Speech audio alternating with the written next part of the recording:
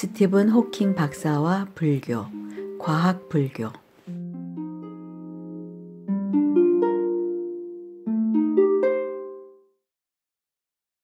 어떤 세계엔 겹쳐 있고 혹은 엎쳤고 크고 작고 묘하여 한량없거늘 보살이 가장 좋은 마음을 내고 곳곳마다 나아가 걸림이 없네. 법회 보살의 개송.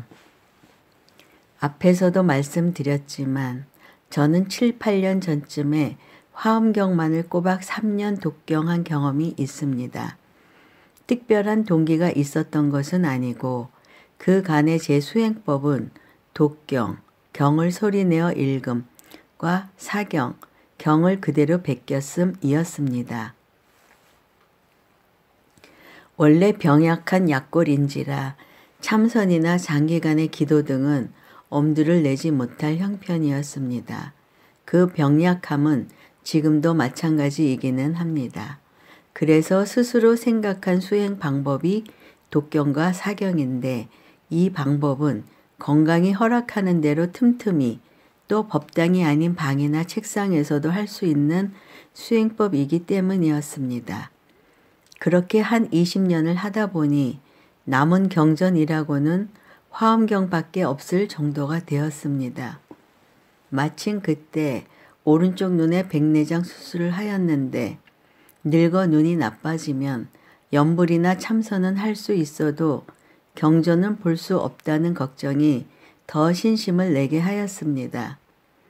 이렇게 해서 화엄경을 손에 잡게 되었는데 처음에는 화엄경이라는 이름에 압도당하여 기도로서 독경만 할 뿐 그 뜻을 이해하려는 마음은 꿈도 꾸지 못했습니다.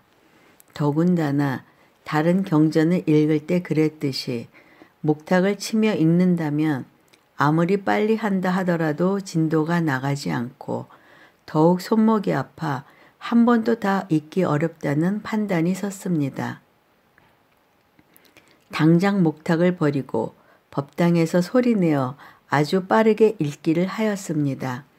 조성 예불 시간에도 개향, 정향 등 예불문은커녕 신중단의 반야신경 독송도 생략해 버렸습니다.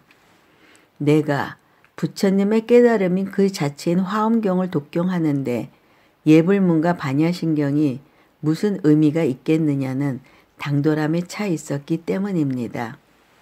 하지만 2번을 읽어도 도무지 무슨 말인지 알 수가 없었습니다. 그런데 3번째, 그것도 거의 마지막 부분인 이 세간품에 이르자 갑자기 아깝다는 생각이 들었습니다. 무엇이 아까웠는가 하면 화엄경 자체가 불교 백과사전이란 생각이 들어서입니다. 불교의 거의 모든 교리와 사상 그리고 용어들이 이처럼 구체적이고 반복적으로 친절하게 설명된 경전이 없었던 것입니다. 그래서 곧바로 노트에 아주 구체적으로 몇 페이지 몇 품에 어떤 내용이 설해져 있다고 메모를 해 나가기 시작했습니다. 지금도 제 노트에는 손으로 직접 써둔 보배들이 그대로 있습니다. 그 작업은 몇 달이나 걸렸습니다. 그 후 1여년 동안은 말 그대로 독경 삼매에 빠져 아니 화엄경 그 자체에 빠져 무한한 환희와 다시 태어난 듯한 감동을 거듭 느낄 수 있었습니다. 제 경험으로 말씀드리건대 화엄학은 어렵지만 화엄경은 쉽습니다. 여러분들도 한 번쯤은 화엄경에 도전해 보시기를 권해드립니다. 난데없이 제 경험을 이야기한 것은 이유가 있어서입니다. 그 이유란 그처럼 독경을 하면서도 끝까지 이해하기 쉽지 않았던 부분이 바로 화엄경 곳곳에 등장하는 표현에 대한 것이었습니다. 화엄경이나 다른 경전의 신기한 표현들은 예를 들어 법화경의 땅에서 보탑이 솟아오른다 등가 하는 부분은 비유나 은유, 깊은 상징으로 받아들일 수 있는데 지금 거론하는 표현들은 마치 실제로 본 듯 말씀하시는 것 같습니다.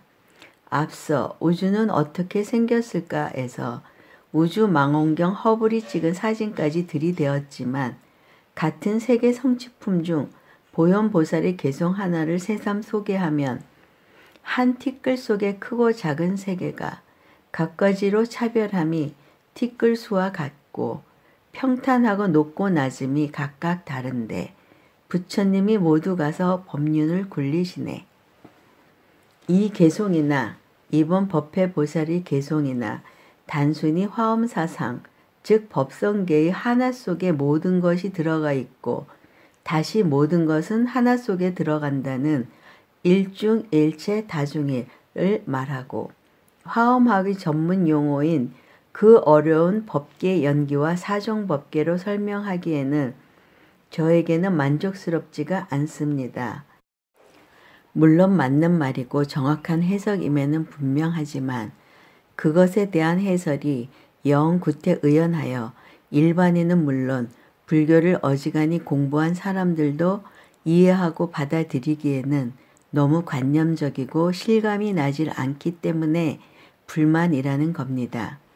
지구가 천체의 중심이고 그 모습은 평편해 바다 멀리 나가면 낭떠러지로 떨어진다고 생각한 것이 불과 1500년 중세 때 인간의 사고였습니다. 그러나 지금은 화성에 스피릿과 오퍼튜니티가 돌아다니며 화성 대기 중에는 이산화탄소를, 땅에서는 점토질과 물 흔적, 염분까지 발견하여 과거에 생명체가 존재했다는 결정적 증거들을 속속 보내고 있습니다. 이러한 시대의 불교의 해석도 중세의 사고 수준을 계속 유지해야만 하는가 하는 것이 저희 문제 제기이고 두 개성을 이해하는데도 새롭게 확인된 부정할 수 없는 과학적 실상이 그 관건이 된다는 것입니다. 스티븐 호킹은 호두 껍질 속의 우주 2001년 가치관에서 제가 볼 때는 불교적 해석으로는 아주 그럴듯한 새로운 촉근 이론으로 우주를 설명하는데 빅뱅의 이론과는 차이가 있습니다. 다행히 불교계 신문인 현대불교에서 이와 관련된 해설 기사를 발견했습니다. 소개하면 9월 13일 286호 호킹 브레인 이론 인드라망으로 푼다. 야후 검색어 스티븐 호킹 브레인 이론은 우리가 살고 있는 우주가 아인슈타인이 제시한 4차원, 시간, 상하, 전후, 좌우가 아닌 11차원, 10차원 더하기 시간으로 이루어져 있다는 이론이다. 이 이론은 아인슈타인이 상대론과 양자역학을 결합하는 많은 이론적 모델 가운데 현대 가장 각광받고 있는 촉근 이론에 따른 것이다.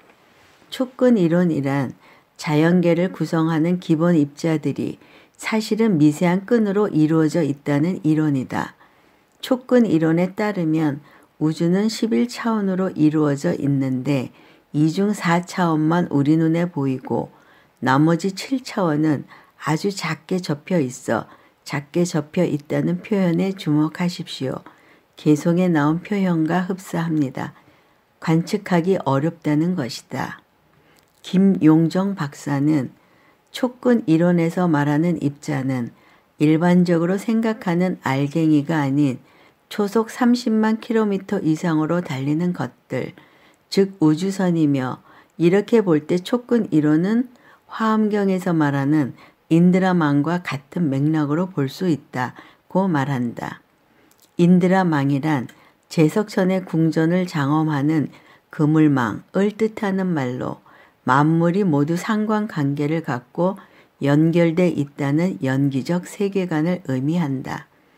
또한 입자가 매우 짧은 순간적인 상호작용으로 입자의 성격을 띠는 것을 물적인 대상이 아니더라도 서로 영향을 주고받는 연속적인 현상으로 보는 화엄의 사사무예의 세계관으로 설명이 가능하다는 세계적 물리학자 프리초프 카프라의 이론으로 볼 때도 촉근 이론은 천체 물리학의 기본 바탕이 불교 사상과 맞닿아 있음을 보여준다. 호킹 박사는 애초에 끈을 가지고 시작한 촉근 이론을 연구하다 보면 2차원뿐만 아니라 더 큰 차원을 가진 다양한 물체들이 존재함을 증명할 수 있는데, 이러한 물체들을 통틀어 브레인이라 부르며 브레인에 관한 연구가 촉근 이론에서 얻어낼 수 있는 우주론의 가능성을 한층 넓힐 수 있다고 말한다. 불교적으로 해석하자면 브레인 역시 사사무예의 세계관에서 기능하는 입자로 볼 수 있다. 한편 호킹 박사는 방한 중 우주는 영원히 팽창을 지속할 것으로 추측된다고 말한 바 있는데, 이는 사트바, 존재, 카르만, 업이 원인이 되어 우주가 생성되고 그 위에 생명체가 다시 산다는 고대 인도 불교의 우주관으로 설명할 수 있다. 불교에서는 우주가 성주개공, 즉 완성, 유지, 파괴, 소멸의 과정을 반복한다고 보았는데, 이는 곧 우주의 존재 근거가 생명체들이 작용하는 힘, 사트바, 카르만에서 비롯됨을 의미한다. 이렇게 본다면 호킹 박사가 말한 팽창은 사트바, 카르만의 작용에 의해 가능한 것이다. 여기서도 역시 화엄 사상의 핵심 중 하나인 물질과 물질이 서로 걸림이 없다는 사사무예를 거론하고 있습니다. 하지만 형이상학적 논리 이해가 아닌 우주 실상 세계의 모습 그 자체가 화엄경에 그림을 그려놓은 것처럼 표현되어 있으니 화엄의 사상이 아니라 화엄의 실제를 이해해야 합니다. 화엄의 경우를 예로 들었지만 이제부터라도 불교의 모든 사상과 경전의 이해가 과학적이고 전문적인 각 분야의 연구 성과를 참고해야 된다는 것이 미래 불교를 위한 저의 견해입니다. 구원의 관세음 보살, 수행의 관세음 보살, 천수경. 모든 갈래 차별과 수없는 망상, 업과 마음과 갑오도 하나 아니며 근기와 성품들도 제각기 달라 큰 마음 한 번 내면 밝게 본다네. 법회 보살이 개송. 절에 다니시는 분치고 천수경을 모르시는 분은 거의 없으실 겁니다. 불공이나 기도, 제사 등에 빠지지 않고 불전에 가장 먼저 독경하는 경이기 때문입니다. 행자 시절에도 예불문 반야신경과 함께 우선 외워야 하는 경이기도 합니다. 그런데 이 천수경이 우리 조상들이 편집한 우리나라 고유의 경전임을 아는 분은 그리 많지 않을 것입니다.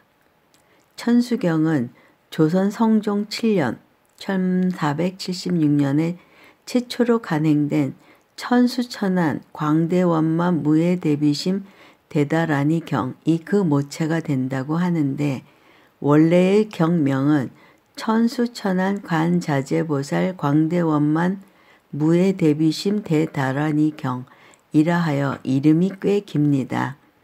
천수경의 핵심은 신묘장구 대다라니입니다. 이 다라니 전후로 발언, 찬탄, 참회, 기의 등이 구성되어 있습니다. 그 사상은 경명이 뜻하듯이 1000개의 손과 눈을 거진 관세음 보살님의 가피를 구하는 것입니다. 이번 개송을 이해하려면 천수경의 참회계를 새기는 게 지름길일 것 같습니다. 죄의 본성 본래 없어 마음 따라 일어난 것. 마음 한번 쉬고 나면 죄업 또한 사라지네. 죄의 성품 없고 마음 또한 쉬게 되면 이를 일러 진정한 참회라 하느니라. 개송의 업과 마음과 갑오도 하나 아니며 큰 마음 한번 내면 밝게 본다네가 이에 해당됩니다.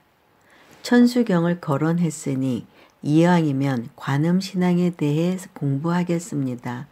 관음은 관세음의 준말인데, 관음신앙이란 관세음 보살이 광대한 위신력에 의지하는 불교신앙의 대표적 형태입니다. 관세음의 어원은 아발로키테스바라로 세간을 관하여 보는 신 또는 세상의 소리를 관하는 자의 뜻이며 관세음, 관자재, 광세음, 관세음 자재 등으로 불리기도 합니다. 즉 관세음 보살은 세상의 고통받는 중생들의 소리를 관하고 그 고통에서 벗어나게 해주는 보살을 뜻합니다. 천수경의 본래 이름인 천수천안과한자재보살 광대원마 무해대비심 대다라니경의 천수천안이란 천개의 손과 천개의 눈으로 중생의 고통을 보고 즉시 구원한다는 대자대비의 면모를 잘 나타낸 것입니다. 이 관음신앙의 기원은 서력 기원전의 일로 추정되는데 1세기경에 성립된 화엄경 입법계품의 53선지식 중 하나로 이미 관자재 보살이 등장하기 때문입니다. 이와 더불어 법화경에 관세음 보살 본품 능엄경 제6권에도 관세음 보살과 관음열애 등이 등장합니다. 우리나라에서는 삼국시대부터 관음신앙이 유포되었고 의상스님이 화엄사상과 더불어 관음신앙의 틀을 이루신 것으로 알려져 있습니다. 제가 알기로는 우리나라 절 이름 중 관음사가 가장 많을 것입니다. 또한 기도 도량으로서 관음 도량이 가장 많은데 양양의 낙산사와 광하 보문사, 남해 보리암이 3대 관음 도량으로 불릴 정도로 관음 신앙은 한국 불교의 모태라 해도 과언이 아닐 것입니다. 법화경을 소위 경전, 최고의 경전으로 의지함으로 삼는 천태사상도 결국은 관음 신앙이 발전해 나간 것입니다. 이제는 경전에 나타난 관음 신앙에 대해 살펴보겠습니다. 법화경의 관세음 보살 보문품, 이 품만을 독립해 관세음 보살 보문품경이라고도 합니다. 그 공덕을 보면 이 관세음 보살의 이름을 지니는 이는 만약 큰 불에 들어가도 불이 능히 태우지 못하나니 이 보살의 위엄은 신통력으로 말미암음이라.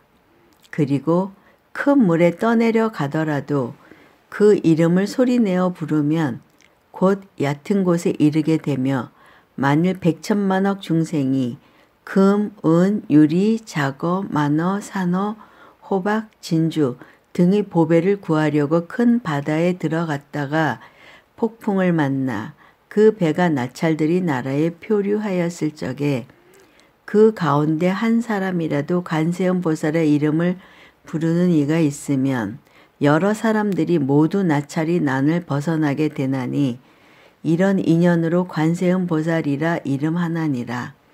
를 비롯해 관세음 보살이 중생 구제를 위한 32가지 다른 모습인 32응신을 등장시키는데 이에 대해 능엄겸 건6을 보면 그때 관세음 보살이 자리에서 일어나 부처님의 발에 이마를 대어 절하고 부처님께 아뢰기를 세존이시여 생각해보니 옛날 수없이 많은 항아사 겁 이전 어느 때에 어떤 부처님께서 세상에 출현하셨으니 그 이름이 관세음 보살이었습니다. 저는 그 부처님으로 인하여 깨달음을 얻고자 하는 마음을 내었더니 그 부처님께서 저를 가르치시되 듣는 것으로부터 생각하고 닦아서 삼매에 들어가라고 하셨습니다. 처음 듣는 가운데에 흐름에 들어가되 처소가 없어서 들어간 곳이 이미 고요해져서 움직이고 고요한 두 모양이 또렷이 생기지 아니하거늘 이와 같이 점점 더해서 듣는 놈과 들을 대상이 다 끊어지며 듣는 놈이 다 끊어진 것도 머물지 아니하여 깨닫는 놈과 깨달을 대상이 공하였으며 공한 깨달음이 아주 원만하여 공할 것도 없어졌더니 나고 없어짐이 이미 끊어진지라 끊어져 고요함이 앞에 나더이다. 호련히 세간과 출세간을 초월하여 시방이 원만하게 밝아져서 두 가지 수승함을 얻었으니 하나는 위로 사방의 모든 부처님의 본각인 오묘한 마음을 합하여 부처님의 인자하신 힘과 동일하게 된 것이고, 둘째는 아래로 시방의 6갈래의 모든 중생과 합하여 중생으로 더불어 자비심과 그 바람이 동일함입니다. 로 시작해 14가지 두려움 없는 공덕을 설하고 있습니다. 제가 번거롭게 두 경을 비교하여 설명을 드리는 이유는 다음과 같습니다. 관세음 보살 보문품은 대자비로서 중생을 구제하는 보살로서의 관세음 보살, 즉 세간의 중생들의 고통의 소리를 듣는 존재를 묘사하는데, 그 가운데 한 사람이라도 관세음 보살의 이름을 일컫는 이가 있으면 이라 했습니다. 반면 능엄경은 수행자로서의 관세음 보살, 즉 세간의 모든 소리를 듣는 존재를 묘사하며, 듣는 놈과 들을 대상이 다 끊어지며 듣는 놈이 다 끊어진 것도 머물지 아니하여 이근 원통이라 했습니다. 이 둘은 확연히 구분이 됩니다. 그러나 문제는 저는 걸핏하며 문제를 제기하는 경향이 있음을 부인하지 않겠습니다. 대부분이 절에서, 또 소위 큰 스님들의 법문에서조차도 중생 구제자로서의 관세음 보살만 강조하지, 수행자로서의 관세음 보살은 그 개념조차도 언급하지 않는다는 것입니다. 다른 식으로 표현하면 공덕을 지으면 소원 성취시켜주는 기복의 관세음 보살만 강조했지, 수행의 측면에서 소리를 수행의 근원으로 삼는다는 의미의 이근 원통의 관세음 보살은 잘 알려지지 않았다는 것입니다. 한 예에 불과하지만 이와 같이 관세음 보살에 대한 일본 신도들의 이런 잘못된 이해가 사소한 듯 보여 저희 소심함을 드러내는 것 같기는 하지만, 이런 자기적인 이해가 우리 불교의 수준을 대변하는 것은 아니길 바랍니다. 직설적으로 이해시켜 드리면, 앞의 관세음 보살 보문품의 관세음 보살은 중생의 소원은 무조건 들어준다는 기복 불교의 원천이 될 수도 있는 것이고, 뒤에 설명한 원각경의 관세음 보살은 관세음 보살같이 수행해야 한다는 깨달음의 관세음 보살이라는 말씀입니다. 더불어 그 책임이 불교 신도보다는 불법의 가르침을 올바르고 명확하게 전달하고 이끌어 주어야 할 스님들에게 있다는 사실도 저를 우울하게 합니다.